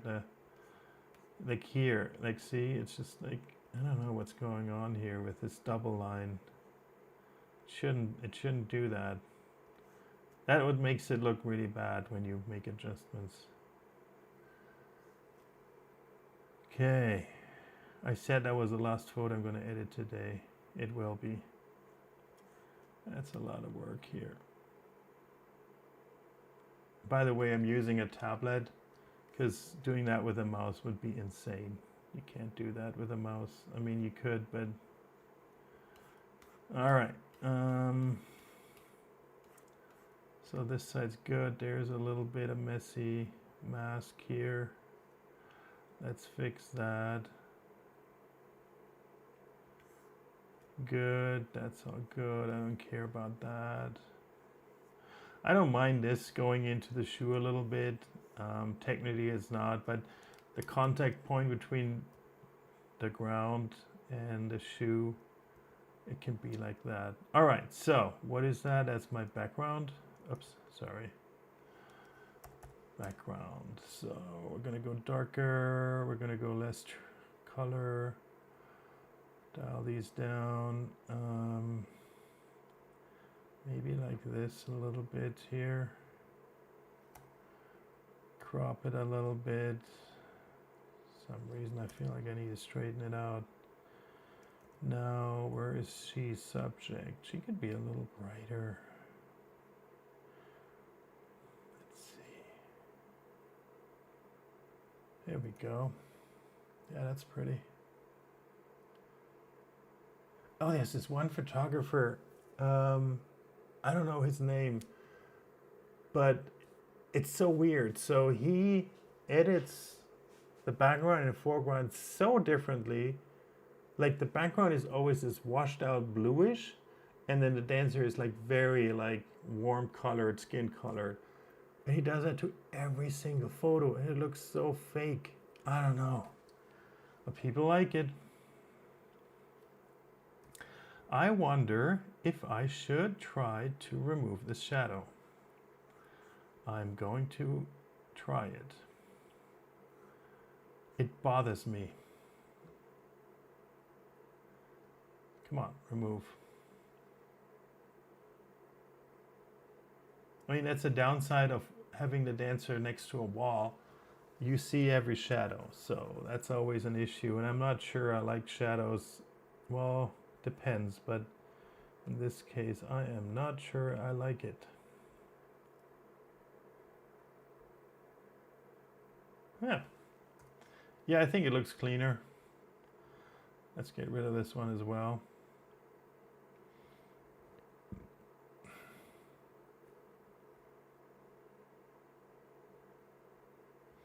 I'm not going to get rid of this one because you can see a leading shadow from here going to the wall. If this was missing, this might look a little bit odd. All right, now that's pretty good. What do you think, guys? Okay. I think overall we could be a little brighter. What about reflections in the shadow? Oh, like here? Yeah, I don't care. Oh, reflections of the shadow. Yeah, like I don't care. I know what you mean. I don't care. If you're looking at this little line and wonder why this one isn't here, you're like, yeah, that's all right. That's all right. The only reason why you see it now is because you've seen me taking away that shadow, and like so you're questioning that. If you're looking at the photo, hopefully you're looking at her and not figure out what physically is going on in the shot. That's my take on that. All right, I'm gonna end today because it's like 8:30 at night here. I've done enough work for today, and I'm gonna export those photos now for you, Darcey. So you're gonna have these first few handful of photos, and then tomorrow I'll continue. Alrighty, thanks so much for watching. I'll see you again soon. Bye.